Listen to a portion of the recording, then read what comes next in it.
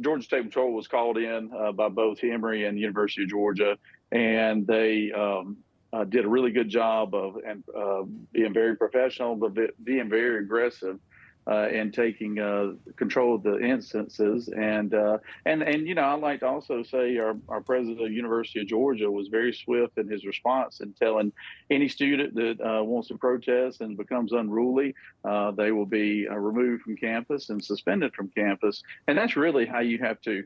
That's really how you have to go about this situation. Is you've got to meet this with force, and I think that it prevents. You got to be very aggressive, and it prevents the things that you're seeing going on in places like Columbia and UCLA last night. Yeah, I want to play you a soundbite. This is House Speaker Mike Johnson. So Donald Trump has condemned not only the anti-Semitism that we're seeing on college campuses across the country, but also the actions of these. And if you're taking over buildings, you're not a protester. You are a rioter. You have now ebbed into criminality. You're no longer exercising your First Amendment right. But the Speaker of the House yesterday not only condemned the anti-Semitism, but he also called out President Biden. Take a listen. We desperately need, the country needs clear moral authority. We need the President of the United States to speak to the issue and say, this is wrong. What's happening on college campuses right now is wrong. It is un-American. It is not who we are. The president seems unable or unwilling to do that. Well, these have been going on for a month now. Are you surprised that the country has yet to hear the president address this directly? Well, no, I'm not surprised. I mean, you just look what's going on at the border. I mean, he's been going on 4 years of being in office, and we've probably had 15 million illegals come across our border, and they don't want to visit the border. They don't want to talk about the border. Meanwhile, states and cities all over the country are seeing the ripple effect of a totally unchecked border situation. We've had some instances with illegals who are committing violent crimes.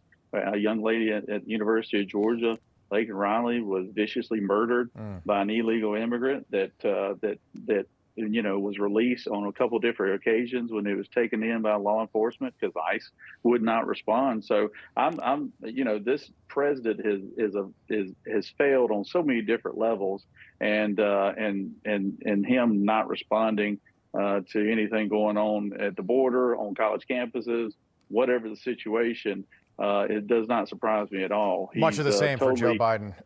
Lieutenant Governor, we've got about 20 seconds, but I'm curious if you have any information about who these people are. My wife is a University of Georgia alumnus, so is my co-host Charla. And I think we were all surprised when we heard this was happening on the UGA campus. How many are outside agitators, and how many are actual students at Emory and UGA?